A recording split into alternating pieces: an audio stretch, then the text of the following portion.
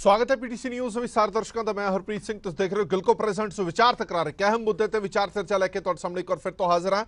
अज पंजाब वासियों का वो सुपना पूरा हो गया जिहड़ा आम आदमी पार्टी ने दिखाया सीगा मुफ्त बिजली का। 300 यूनिट मुफ्त बिजली अज तो पंजाब दे विच लागू हो चुकी है, पर उस दे नाल एक शर्त भी रखी गई है। जे शर्त पूरी करोगे तो ही तुहानूं 300 यूनिट प्रति महीना मुफ्त मिलणगे, यानी कि एक बिल के उत्ते 600 यूनिट, क्योंकि 300 तो थल्ले रहा ਤਾਂ ਤੁਹਾਨੂੰ 300 यूनिट माफ नहीं। हालांकि लोग बड़ा कह रहे हैं, डिमांड लोगों की यही है कि 300 तो उत्ते जिन्ने यूनिट आन बिल सिर्फ उसका लगाया जाए। ये नहीं होना चाहिए कि 301 यूनिट आए तो सारा बिल तारना पेगा। इलैक्शन दौरान ये वार वार क्लैरिफिकेशन लिया भी गया। उस वक्त अरविंद केजरीवाल जो दिल्ली के मुख्यमंत्री ने, उन्होंने भी कहा कि जो दिल्ली के होंदा उही पंजाब के होएगा। दिल्ली के 200 यूनिट मुफ्त ने, 200 तो उत्ते जिन्ना बिल आता वो सारे का सारा फिर भरना पैंदा। पर पंजाब दे विच जदों उन्होंने यही गल कही तो वार वार क्लैरिफिकेशन लेगी आम आदमी पार्टी के लीडर वालों। उन्होंने ये कहा गया कि नहीं, 300 यूनिट मुफ्त रहेंगे, 300 तो उपर जिन्ना बिल आएगा वो लिया जाएगा। पर हुण वो बदल चुके हैं, हुण वो स्टेटमेंटा बदल चुकी ने। हुण 301 यूनिट जेकर आए तो पूरे का पूरा बिल तुहानूं भरना पेगा। पर फिर भी 300 यूनिट की शुरुआत एक चंगी शुरुआत है कि माड़ी शुरुआत है, उन्होंने की तो है। जो अपना प्रॉमिस उन्होंने किया सीगा, हालांकि शर्त ला के है, भावें वादा जो किया सी उन्होंने वो पूरा जरूर किया है। पहली बारी पंजाब दे विच 300 यूनिट हर आम खास दे लई घरेलू बिजली ते छड्डे जा रहे हैं। इस ते विचार चर्चा लैके हाजिर हुए हैं कि मौजूदा स्थिति दे विच PSPCL जां साडे पंजाब दा खजाना इन्ना वित्ती बोझ झेलण दे समर्था दे विच हैगा कि नहीं हैगा, इस दे की फायदे की नुकसान होणगे 300 यूनिट मुफ्त दे, ये सोचना तो समझना पेगा। साडा खास मेहमान जुड़े हुए हैं इस पूरे मुद्दे ते गलबात करने के लिए। साडे नाल मनजीत सिंह बाजवा साहब जुड़े हुए हैं, साबका प्रेजिडेंट ने PSCB इंजीनियर एसोसीएशन के। दर्शन भुल्लर साहब रिटायर्ड डिप्टी चीफ इंजीनियर ने PSPCL के। DS चावला साहब प्रधान ने UCPA MA के। और डॉक्टर AC वैद मशहूर अर्थशास्त्री ने साडे नाल मौजूद ने इस पूरे मुद्दे ते गलबात करने के लिए। नाल ही दर्शकों ने भी दस दी है कि बड़े सारियां चर्चावां जिहड़ियां सोशल मीडिया ते चल रही हैं कि किवें बिजली बचाई जाए, किवें कीता जाए, की कीता जाए। पर एक गल बड़ी साफ हैगी है कि जेकर तुसी वाकई बिजली बचाना चाहते हो, जेकर तुसी वाकई बिजली के बिल तो राहत पाना चाहते हो, तो अज ही बिजली की बचत करनी शुरू कर दो। एक चंगी गल जरूर इत्थे नज़र आई है कि लोगों को किरस करनी आ जाएगी कि एक उन्होंने डर जरूर बनया रहेगा कि जे बिजली फालतू बालांगे, जे बिजली अजाई बालांगे तो 300 यूनिट तो उपर टप गया तो सारा का सारा बिल भरना पेगा। सारे नाल सारे खास मेहमान मौजूद हैं। शुरुआत मैं बाजवा साहब तो ही करता। बाजवा साहब, पंजाब दे विच 300 यूनिट मुफ्त बिजली हर आम खास दे लई कितना कुछ सही फैसला मनते हो? मेरे ख्याल च ये फैसला एक सोचा समझा फैसला नहीं, एक पोलीटिकल स्टेटमेंट सी जिन्हों के अमल च लियाउण दी कोशिश की जा रही है जी। सो क्योंकि अजे तक अनाउंस हो गया कि 1 जुलाई तो ये स्कीम शुरू है, पर अजे तक कोई नोटिफिकेशन इस संबंधी जारी नहीं हुई कि की इहदे ते कोई लोड दी सीमा लाई जाती है या इहदे ते होर की शर्तां लाईयां जांदियां ने। क्योंकि इहदे विच वेखण वाली ये गल है, क्योंकि प्रोफैशनल सैक्टर दे विच जी सिर्फ कोई भी डिसीजन लैन तो पहला जे उहदियां इकोनॉमिक्स वेखनी है, जो उहदी फाइनैशियल स्टेटस देखना है, उहदी अफोर्डेबिलिटी देखनी है, लोकां दियां इकोनॉमिक कंडीशन देखनी है, उहदे लई एक एक्सपर्ट्स दा पैनल जरूरी होना चाहिए। सो इहदे विच 3 महीने हो गए सी। सो इस नूं जे 1 जुलाई तक लेट कीता सी ते चाहिदा सी कि इहदे विच एक एक्सपर्ट्स दा पैनल बनदा ते वो इस गल नूं सोच विचार करदा, पर्टिकुलरली क्योंकि इस तो पहला भी इस डोमैसटिक जिन्हों आप घरेलू खेतर के खपतकार कहने 2-3 स्कीमां चल रही ने। एक तो आर्थिक तौर पर पछड़े हुए वर्ग ने जिहड़े उन्हां लई स्कीमां ने, फ्रीडम फाइटर लई स्कीमां ने। फिर अज तो 6 महीने पहला पिछली सरकार वेले उन्होंने 7 किलोवाट तक दे लोड दे जिन्ने भी यूनिट्स ने उन्हां सारिਆਂ ਨੂੰ ਜਿਹਦੇ 'ਚ कि मिडल क्लास आ जाती है, लोअर मिडल क्लास तक 7 किलोवाट वाले आ जाते हैं, ये 1-2 AC भी आ जाते हैं जी। उन्होंने 2.5 रुपए की सबसिडी हरेक यूनिट के उपर हैगी सी। सो इन्हां जिहड़ी नवीं स्कीम है उन्होंने इन्हां नाल किवें डबटेल करना सी। सो ये प्रोफैशनल्स आ तां इहदे 'च जरूरत सी भई ये कोई लेमैन स्टेटमेंट दे के जां लेमैन नोटिफिकेशन करके उहदे नाल नुकसान भी हो सकता है। नुकसान किस तरह का नुकसान तुसीं मनदे हो? क्योंकि ਪੀਐਸਪੀਸੀਐਲ ਦਾ ਤਾਂ ਇਹਦੇ 'ਚ ਕੋਈ ਨੁਕਸਾਨ ਨਹੀਂ। ਪੀਐਸਪੀਸੀਐਲ ਨੂੰ ਜੋ ਵੀ ਰਿਬੇਟ ਦਿੱਤੀ ਜਾ ਰਹੀ ਹੈ, ਜੋ ਵੀ ਕੰਪਨਸੇਸ਼ਨ ਦਿੱਤਾ ਜਾ ਰਿਹਾ, ਉਹ ਤਾਂ ਸਰਕਾਰ ਨੇ ਦੇਣਾ, ਸਰਕਾਰ ਉਹਨਾਂ ਨੂੰ ਪੈਸਾ ਦੇਗੀ। ਪਹਿਲਾਂ ਵੀ ਤਾਂ ਬਿਜਲੀ ਜਿਹੜਾ ਕਿਸਾਨੀ ਖੇਤਰ ਹੈਗਾ, ਖੇਤੀ ਖੇਤਰ ਹੈਗਾ, ਉਹਦੇ ਵਿੱਚ ਸਬਸਿਡੀ ਦਿੱਤੀ ਜਾ ਰਹੀ ਹੈ, ਸਬਸਿਡੀ ਤਾਂ ਸਰਕਾਰ ਨੇ ਦੇਣੀ ਹੈ। ਉਹਦੇ 'ਚ ਮੈਂ ਇਹ ਐਡ ਕਰਾਂਗਾ ਕਿ ਸਰਕਾਰ ਜਦੋਂ ਬਹੁਤ ਜ਼ਿਆਦਾ ਉਹਦੀ ਸਬਸਿਡੀਜ਼ ਦਾ ਅਮਾਉਂਟ ਹੋ ਜਾਂਦਾ ਹੈ ਤੇ ਦੇ ਨਹੀਂ ਪਾਉਂਦੀ। ਪਿਛਲਾ ਵੀ ਤਜਰਬਾ ਇਹ ਖੜਾ ਹੋਇਆ। ਬੇਸਿਕਲੀ ਇਹ ਚਾਹੀਦਾ ਹੈ ਕਿ ਇਸ ਨੂੰ ਐਡਵਾਂਸ 'ਚ ਦਿੱਤਾ ਜਾਏ ਤਾਂ ਕਿ ਪੀਐਸਪੀਸੀਐਲ ਆਪਣੀ ਮੈਨੇਜਮੈਂਟ, ਆਪਣੇ ਮੈਨ ਪਾਵਰ ਪਲੈਨਿੰਗ ਤੇ ਆਪਣੀ ਜੋ ਆਗਮੈਂਟੇਸ਼ਨ ਕਰਨੀ ਹੈ, ਜੋ ਵੀ ਕੰਮ ਕਰਨੇ ਨੇ ਉਹਨਾਂ ਨੂੰ ਕਰ ਸਕੇ। ਪਰ ਜਦੋਂ ਇਹ ਟ੍ਰੇਲ ਕਰਦੇ ਆ ਤਾਂ ਟ੍ਰੇਲ ਕਰਨ ਨਾਲ ਇਹ ਹੈ ਕਿ ਬਹੁਤ ਵੱਡਾ ਨੁਕਸਾਨ ਹੁੰਦਾ ਹੈ। ਬੇਸਿਕਲੀ ਬਹੁਤ ਸਾਰੇ ਜਿਹੜੇ ਪੀਐਸਪੀਸੀਐਲ ਦੇ ਰੀਅਲ ਕੰਮ ਨੇ ਜੀ, ਉਹਨਾਂ ਵੱਲ ਬਿਲਕੁਲ ਧਿਆਨ ਨਹੀਂ ਦਿੱਤਾ ਜਾ ਰਿਹਾ, ਜਾਂ ਉਹ ਜਿਹੜੇ ਨੇ ਨੈਗਲੈਕਟ ਹੋ ਰਹੇ ਨੇ। ਜਿਵੇਂ ਪਰਸੋਨਲ ਪਲੈਨਿੰਗ ਹੈ, ਜਿਹਨੂੰ ਆਪਾਂ ਹਿਊਮਨ ਰਿਸੋਰਸ ਕਹਿੰਦੇ ਆ। ਕਿਸੇ ਵੇਲੇ ਇਹਦੇ ਚ 90,000 ਬੰਦੇ ਕੰਮ ਕਰਦੇ ਸੀ, ਹੁਣ ਸਿਰਫ 30,000 ਬੰਦੇ ਕੰਮ ਕਰਦੇ ਨੇ। ਸੋ ਜਿਹੜੇ ਸਬਸਟੇਸ਼ਨਸ ਅਪਗ੍ਰੇਡ ਕਰਨੇ ਨੇ, ਬਹੁਤ ਸਾਰੇ, ਮੈਂ ਖਰੜ ਦਾ ਪਤਾ ਹੈ, ਉੱਥੇ ਹੀ ਸਬਸਟੇਸ਼ਨ ਇੱਕ ਅਪਗ੍ਰੇਡ ਕਰਨ ਵਾਲਾ ਹੈ, ਬਹੁਤ ਸਾਰੇ ਨਵੇਂ ਫੀਡਰ ਖਿੱਚਣ ਵਾਲੇ ਨੇ। ਸੋ ਗੱਲ ਇਹ ਹੈ ਕਿ ਜਦੋਂ ਤੁਸੀਂ ਕਿਸੇ ਇੰਨੀ ਵਾਈਟਲ ਇੰਪੋਰਟੈਂਟ ਆਰਗੇਨਾਈਜੇਸ਼ਨਸ ਨੂੰ, ਜਿਹੜੀ ਕਿ ਪਿਵਟਲ ਹੈ ਪੂਰੀ ਇਕਨੋਮੀ ਲਈ, ਜਿਹਦੇ ਤੇ ਪੂਰੀ ਇੰਡਸਟਰੀ ਨਿਰਭਰ ਕਰਦੀ ਹੈ, ਐਗਰੀਕਲਚਰ ਨਿਰਭਰ ਕਰਦਾ ਹੈ, ਕਮਰਸ਼ੀਅਲ ਐਕਟੀਵਿਟੀਜ਼ ਨਿਰਭਰ ਕਰਦੀਆਂ ਨੇ, ਜੇ ਉਸ ਨੂੰ ਤੁਸੀਂ ਕਾਰਨਰ ਕਰ ਦਿਓਗੇ ਤਾਂ ਉਹ ਜਿਹੜੇ ਆਪਣੇ ਆਪ ਨੂੰ ਪ੍ਰੋਪਰਲੀ ਉਹਦੀ ਹੈਲਥ ਜਿਹੜੀ ਹੈ ਮੇਨਟੇਨ ਕਰਨ ਵਿੱਚ ਦਿੱਕਤ ਆਏਗੀ, ਅਸਮਰਥ ਰਹੇਗੀ। ਕਿਉਂਕਿ ਹਾਲ ਹੀ ਦੇ ਵਿੱਚ ਪੀਐਸਪੀਸੀਐਲ ਨੇ ਲੋਨ ਲਿਆ, ਜੋ ਜਾਣਕਾਰੀ ਸੂਤਰਾਂ ਨੂੰ ਮਿਲ ਰਹੀ ਹੈ, ਲਗਭਗ 500 ਕਰੋੜ ਰੁਪਏ ਦਾ ਲੋਨ ਲਿਆ ਆਪਣੀਆਂ ਸੇਵਾਵਾਂ ਠੀਕ ਕਰਨ ਦੇ ਲਈ, ਆਪਣੇ ਜਿੰਨੇ ਵੀ ਇਕਵਿਪਮੈਂਟਸ ਨੇ ਉਹਨਾਂ ਦੇ ਰੱਖ ਰਖਾਵ ਦੇ ਲਈ। ਜੇਕਰ ਇਹ ਅਮਾਉਂਟ ਜਿਹੜੀ ਸਰਕਾਰ ਵੱਲ ਖੜੀ ਉਹ ਦਿੱਤੀ ਜਾਂਦੀ ਤੇ ਸ਼ਾਇਦ ਉਹਨਾਂ ਨੂੰ ਕਰਜ਼ਾ ਨਾ ਲੈਣਾ ਪੈਂਦਾ। ਦਰਸ਼ਨ ਭੁੱਲਰ ਸਾਹਿਬ ਵੀ ਸਾਡੇ ਨਾਲ ਜੁੜੇ ਹੋਏ ਨੇ। ਭੁੱਲਰ ਸਾਹਿਬ, ਮੈਂ ਤੁਹਾਡੇ ਤੋਂ ਇੱਕ ਰਿਐਕਸ਼ਨ ਜ਼ਰੂਰ ਚਾਹਨਾ। ਆਮ ਲੋਕਾਂ ਲਈ ਤਾਂ ਇੱਕ ਚੰਗੀ ਗੱਲ ਜ਼ਰੂਰ ਹੈਗੀ ਹੈ ਕਿ ਉਹ ਲੋਕ ਜਿਹੜੇ ਚਾਹੁੰਦੇ ਸੀਗੇ ਲੰਬੇ ਸਮੇਂ ਤੋਂ, ਬਿਜਲੀ ਦਾ ਬਿੱਲ ਇੱਕ ਵੱਡੀ ਆਫਤ ਨਜ਼ਰ ਆਉਂਦਾ ਸੀਗਾ, ਪੂਰਾ ਬਜਟ ਗੜਬੜਾ ਜਾਂਦਾ ਸੀਗਾ ਜਦੋਂ ਬਿਜਲੀ ਦਾ ਬਿੱਲ ਆਉਂਦਾ ਸੀਗਾ। ਹੁਣ ਦੋ ਫਾਇਦੇ ਤਾਂ ਹੋਣਗੇ ਹੀ, ਇੱਕ ਲੋਕਾਂ ਦਾ ਆਰਥਿਕ ਮਾਲੀਆ ਵੀ ਥੋੜਾ ਜਿਹਾ ਬਚੇਗਾ, ਸੁਧਰੇਗਾ, ਦੂਜੇ ਪਾਸੇ ਬਿਜਲੀ ਦੀ ਬਚਤ ਹੋਣੀ ਵੀ ਤਾਂ ਸ਼ੁਰੂ ਹੋਏਗੀ। ਹੁਣ ਹਰ ਆਮ ਖਾਸ ਨੂੰ ਲੱਗੇਗਾ ਕਿ ਕਿਉਂ ਨਾ 300 ਯੂਨਿਟ ਹੀ ਬਾਲੇ ਜਾਣ ਤਾਂ ਜੋ ਬਚਤ ਹੋਵੇ।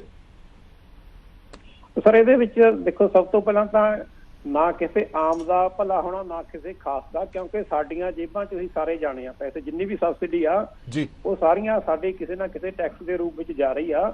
ਔਰ ਜਿੱਥੋਂ ਤੱਕ ਗੱਲ ਚੱਲ ਰਹੀ ਸੀ ਕਿ ਇਹਦੇ ਨਾਲ ਨੁਕਸਾਨ ਕੀ ਆ, ਕਿਉਂਕਿ ਪੀਐਸਪੀਸੀਐਲ ਨੂੰ ਤਾਂ ਸਰਕਾਰ ਨੇ ਪੈਸੇ ਦੇਣੇ ਨੇ ਜੀ। ਭਾਵੇਂ ਸਾਡਾ 36,150 ਕਰੋੜ ਰੁਪਇਆ ਹੋਏਗਾ ਰੈਵਨਿਊ, ਜੇ ਸਾਰੇ ਹੀ ਦੇਤੇ ਤਾਂ ਸਾਰਿਆਂ ਨੂੰ ਮਾਫ ਹੋ ਜੂਗੀ। ਪਰ ਹਾਲਤ ਇਹ ਹੈਗੀ ਆ ਕਿ ਪੱਲੇ ਨਹੀਂ ਢੇਲਾ ਕਰਦੀ ਮੇਲਾ ਜੀ। ਇਹ 9,000 ਕਰੋੜ ਰੁਪਇਆ ਸਾਨੂੰ ਮਾਰਚ ਤੱਕ ਪਿਛਲੀ ਬਕਾਇਆ ਖੜਾ ਸੀਗਾ ਸਬਸਿਡੀ ਦਾ, ਔਰ ਕੋਈ 13,900 ਕਰੋੜ ਰੁਪਇਆ ਇਸ ਫਾਈਨੈਂਸ਼ੀਅਲ ਈਅਰ ਦਾ ਹੈਗਾ। ਕਿ ਜੇ ਆ 300 ਯੂਨਿਟਾਂ ਵਿੱਚ ਪਾ ਲਈ ਆਪਾਂ ਜੀ, ਤਾਂ ਲਗਭਗ ਇਹਦਾ ਕੋਈ ਅੰਦਾਜ਼ਾ ਹਾਲੇ ਹੈ ਨਹੀਂ ਕਿ ਕਿੰਨਾ ਹੋਊਗਾ, 4,000 ਕਰੋੜ ਰੁਪਇਆ ਜਾਂ 2,000, ਇਹਦਾ ਜਿੰਨੀ ਖਪਤ ਹੋਊਗੀ ਉਹ ਤੇ ਡਿਪੈਂਡ ਕਰਦਾ।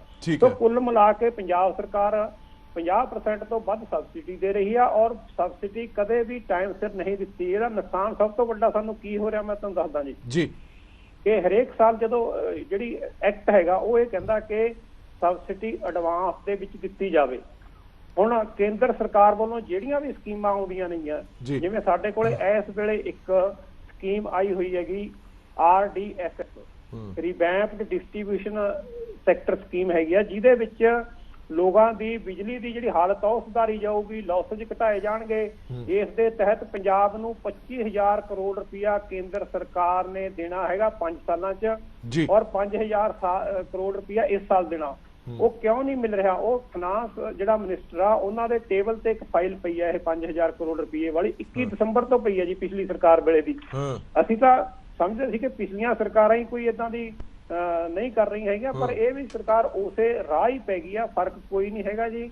ਉਹ ਫਾਈਲ ਆ ਜਿਹੜੀ 5,000 ਕਰੋੜ ਰੁਪਏ ਵਾਲੀ, ਉਹ ਇਸ ਕਰਕੇ ਕਲੀਅਰ ਨਹੀਂ ਹੋ ਰਹੀ ਕਿਉਂਕਿ ਕੇਂਦਰ ਸਰਕਾਰ ਦੀ ਇੱਕ ਕੰਡੀਸ਼ਨ ਆ ਕਿ ਸਬਸਿਡੀ ਆ ਜਿਹੜੀ ਉਹ ਐਕਟ ਦੇ ਮੁਤਾਬਕ ਐਡਵਾਂਸ ਦੇਣੀ ਹੈ ਜੀ।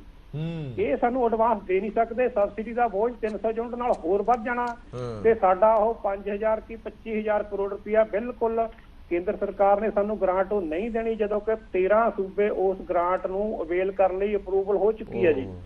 ਸੋ ਇੱਕ ਤਾਂ ਇਹ ਵੱਡਾ, ਯਾਨੀ ਕਿ ਮੋਟਾ ਨੁਕਸਾਨ 5,000 ਕਰੋੜ ਰੁਪਏ ਦਾ ਤਾਂ ਸਿੱਧਾ ਨੁਕਸਾਨ ਹੋ ਰਿਹਾ ਜਿਹੜਾ ਕੇਂਦਰ ਤੋਂ ਆਣਾ ਐਸੇ ਵੇਲੇ ਹੋ ਰਿਹਾ ਜੀ। ਇਸ ਸਾਲ ਦੇ ਵਿੱਚ ਆਉਣ ਵਾਲੇ ਸਮੇਂ 'ਚ ਇਹ 25,000 ਕਰੋੜ ਰੁਪਇਆ।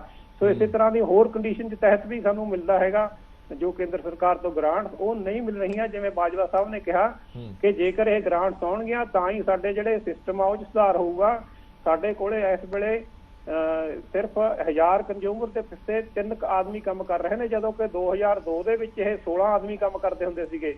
ਇਸ ਕਰਕੇ ਜਿਹੜੇ ਪਾਸੇ ਇਸ ਸਰਕਾਰ ਨੂੰ ਧਿਆਨ ਦੇਣਾ ਚਾਹੀਦਾ ਸੀ, ਅਸੀਂ ਸਮਝਦੇ ਸੀ ਕਿ ਸਰਕਾਰ ਕੁਝ ਹਟ ਕੇ ਚੱਲੂਗੀ, ਮਹਿਰਾਂ ਦੀ ਰਾਏ ਲੈ ਕੇ ਚਾਦਰ ਦੇਖ ਕੇ ਪੈਰ ਪਸਾਰੂਗੀ, ਪਰ ਇਹ ਤਾਂ ਉਹਨਾਂ ਸਰਕਾਰਾਂ ਵਾਲੀ ਰਾਹ ਪੈ ਗਿਆ ਜੀ। ਬੜੀ ਨਿਰਾਸ਼ਤਾ ਹੁੰਦੀ ਆ, ਕਿਉਂਕਿ ਸਾਨੂੰ ਬਿਜਲੀ ਜਿਹੜਾ ਕਹਿੰਦੇ ਕਿ ਕੇਜਰੀਵਾਲ ਸਾਹਿਬ ਜਾਂ ਭਗਵੰਤ ਮਾਨ ਜੀ ਸਰਕਾਰ ਨੇ ਵਾਅਦਾ ਪੂਰਾ ਕਰ ਦਿੱਤਾ। ਵਾਅਦਾ ਤਾਂ ਉਹ ਹੁੰਦਾ ਜੇ ਕਿਸੇ ਨੇ ਕੁਝ ਮੰਗਿਆ ਹੋਵੇ ਕਿ ਆਹ ਮੰਗ ਤੁਸੀਂ ਰੱਖਤੀ ਜੀ, ਵਾਅਦਾ ਤੁਹਾਡਾ ਪੂਰਾ ਕਰਾਂਗੇ। ਵਾਅਦਾ ਤਾਂ ਪੰਜਾਬ ਨੇ ਕੀਤੇ ਨਹੀਂ ਜੀ, ਨਾ ਫ੍ਰੀ ਬਿਜਲੀ ਦਾ ਕੀਤਾ 300 ਦਾ, ਨਾ 1000 ਰੁਪਇਆ ਵੂਮਨ ਦੇਣ ਦਾ ਕੀਤਾ। ਪੰਜਾਬ ਤੱਕ ਸਾਫ਼ ਸੁਥਰਾ ਤੇ ਵਾਜਬ ਰੇਟਾਂ ਤੇ ਅਸੀਂ ਚਾਹੁੰਦੇ ਆਂਗੇ। ਤੇ ਇਹ ਸਾਰਾ ਜਿਹੜਾ ਠੀਕ ਹੈ, ਚਲੋ ਮੈਂ ਵਾਪਸ ਆਣਾ ਤੁਹਾਡੇ ਤੋਂ, ਬਾਕੀਆਂ ਤੋਂ ਵੀ ਇੱਕ ਰਿਐਕਸ਼ਨ ਲੈ ਲਾ, ਕਿਉਂਕਿ ਜੇਕਰ ਆਮ ਲੋਕਾਂ ਦੀ ਗੱਲ ਸੁਣੀ ਜਾਵੇ ਤਾਂ ਆਮ ਲੋਕਾਂ ਨੇ ਤਾਂ ਜ਼ਰੂਰ ਰਾਹਤ ਮਹਿਸੂਸ ਕੀਤੀ ਹੋਣੀ ਆ, ਪਰ ਜਿਵੇਂ ਸਾਡੇ ਮਹਿਮਾਨ ਕਹਿ ਰਹੇ ਨੇ ਕਿ ਕਿਸੇ ਵੀ ਪਾਰਟੀ ਨੇ, ਕਿਸੇ ਲੀਡਰ ਨੇ, ਕਿਸੇ ਚੀਫ ਮਿਨਿਸਟਰ ਨੇ ਆਪਣੇ ਪੱਲਿਓਂ ਪੈਸੇ ਨਹੀਂ ਦੇਣੇ, ਉਹ ਸਰਕਾਰ ਦੇ ਖਜ਼ਾਨੇ ਦੇ ਵਿੱਚੋਂ ਹੀ ਸਬਸਿਡੀਆਂ ਜਾਣੀਆਂ। ਉਹ ਟੋਪੀ ਇੱਧਰੋਂ ਘੁਮਾ ਕੇ ਉੱਧਰ ਪਾ ਲਓ ਜਾਂ ਉੱਧਰੋਂ ਘੁਮਾ ਕੇ ਇੱਧਰ ਪਾ ਲਓ, ਪੈਸਾ ਸਾਡੇ ਜੇਬ ਦੇ ਵਿੱਚੋਂ ਹੀ ਜਾਣਾ, ਇਹ ਮਾਹਰ ਬੰਦੇ ਨੇ। ਇੱਕ ਰਿਐਕਸ਼ਨ ਚਾਵਲਾ ਸਾਹਿਬ ਕੋਲ, ਫਿਰ ਵੈਦ ਸਾਹਿਬ ਕੋਲ ਚੱਲਾਂਗੇ। ਚਾਵਲਾ ਸਾਹਿਬ, ਇੰਡਸਟਰੀ ਨੂੰ ਭਾਵੇਂ ਨਾ ਸਹੀ, ਪਰ ਇੰਡਸਟਰੀ ਦੇ ਨਾਲ ਜਿਹੜੇ ਜੁੜੇ ਹੋਏ ਲੋਕ ਨੇ ਸਾਰੇ, ਉਹਨਾਂ ਦੇ ਵੀ ਆਪੋ ਆਪਣੇ ਘਰ-ਬਾਰ ਤਾਂ ਹੈਗੇ ਨੇ ਨਾ। ਜੇ ਤੁਹਾਨੂੰ ਇੱਧਰੋਂ ਰਾਹਤ ਨਹੀਂ ਮਿਲ ਰਹੀ, ਉੱਧਰੋਂ ਤਾਂ ਰਾਹਤ ਮਿਲ ਜਾਏਗੀ। ਤੁਹਾਡਾ 300 ਯੂਨਿਟ ਦੇ ਵਿੱਚ ਤੁਸੀਂ ਨਿਪਟਾਓ ਤਾਂ ਤੁਹਾਨੂੰ 300 ਯੂਨਿਟ ਮੁਫਤ। ਹਰਪ੍ਰੀਤ ਜੀ 300 ਯੂਨਿਟ ਦੇਣਾ ਬੜੀ ਅੱਛੀ ਗੱਲ ਹੈ। ਮੈਂ ਇਸ ਗਵਰਨਮੈਂਟ ਦੇ ਫੈਸਲੇ ਨੂੰ ਕਿੰਤੂ ਨਹੀਂ ਕਰਾਂਗਾ, ਕਿਉਂਕਿ ਅੱਗੇ ਕਿਸਾਨਾਂ ਨੂੰ ਫ੍ਰੀ ਬਿਜਲੀ ਦੇਣ ਦਾ ਵਾਅਦਾ ਕਰ ਚੁੱਕੇ ਨੇ, ਦੇ ਰਹੇ ਸੀਗੇ ਜੀ। ਇਹ ਠੀਕ ਗੱਲ ਹੈ ਕਿ ਇੱਕ ਵਾਅਦੇ ਦੇ ਮੁਤਾਬਕ ਫ੍ਰੀ ਬੀਜ ਨੂੰ ਵੰਡਣਾ ਸ਼ੁਰੂ ਕਰ ਦਿੱਤਾ। ਉਧਰ ਰੈਵਨਿਊ ਨੂੰ ਕਲੈਕਸ਼ਨ ਕਰਨ ਵਾਸਤੇ ਇਹਨਾਂ ਨੂੰ ਸਮਝ ਆ ਚੁੱਕੀ ਹੈ ਕਿ 300 ਯੂਨਿਟ ਜਿਹੜਾ ਇਲੈਕਸ਼ਨ ਵੇਲੇ ਵਾਅਦਾ ਸੀਗਾ, ਸਭ ਨੂੰ ਬਿਜਲੀ ਫ੍ਰੀ, ਹਰ ਘਰ ਨੂੰ।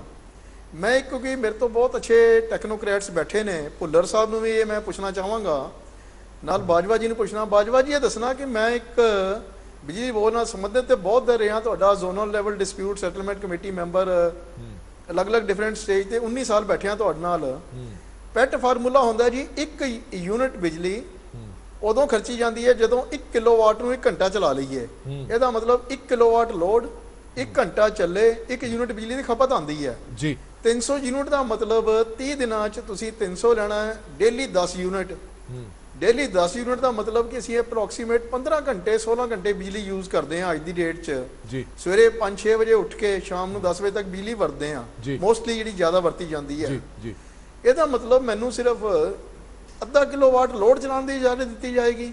ਹਰਪ੍ਰੀਤ ਜੀ, ਅੱਜ ਤੇ ਦੁਨੀਆ ਭਰ ਦੇ ਵਿੱਚ ਜੇ ਮੈਂ ਗੱਲ ਕਰਾਂ ਕਿ ਕਿਸ਼ਤਾਂ ਦੇ ਉੱਪਰ ਹਰ ਆਈਟਮ ਮਿਲ ਰਹੀ ਹੈ ਜੀ ਜੀ। ਛੋਟੇ ਤੋਂ ਛੋਟੇ ਘਰ ਦੇ ਵਿੱਚ ਕੂਲਰ ਵੀ ਹੈਗਾ, ਫ੍ਰਿਜ ਵੀ ਹੈਗਾ, ਤੇ ਕਿਸ਼ਤਾਂ ਤੇ ਏਸੀ ਵੀ ਲੈ ਲੈਂਦੇ ਨੇ। ਇੱਕ ਏਸੀ ਦੀ ਕੰਜ਼ੰਪਸ਼ਨ 8-9 ਐਂਪੀਅਰ ਹੁੰਦੀ ਹੈ ਜੀ। 8-9 ਐਂਪੀਅਰ ਦਾ ਮਤਲਬ 2 ਕਿਲੋਵਾਟ, 1.5 ਤੋਂ 2 ਕਿਲੋਵਾਟ। ਬਿਜਲੀ ਬੋਰਡ ਦਾ ਡਾਟਾ ਵੀ ਇਹੀ ਕਹਿੰਦਾ ਹੈ ਜੀ। ਜਦੋਂ ਅਸੀਂ ਇਹ ਲੋਡ ਲੈਂਦੇ ਆ ਕਿ ਤੁਹਾਡਾ ਇੱਕ ਏਸੀ ਨੂੰ ਇਹ ਜਾਂ ਤੇ ਰੇਟਿੰਗ ਜਾਂ 2 ਕਿਲੋਵਾਟ ਫਲੈਟ ਨਾਲ ਕੈਲਕੂਲੇਟ ਕਰਦੇ ਆ। ਇਹਦਾ ਮਤਲਬ ਮੇਰਾ ਇੱਕ ਏਸੀ ਜੇ 4 ਘੰਟੇ ਵੀ ਚੱਲ ਗਿਆ ਤੇ 10 ਯੂਨਿਟ ਖਾ ਜਾਏਗਾ ਉਹ।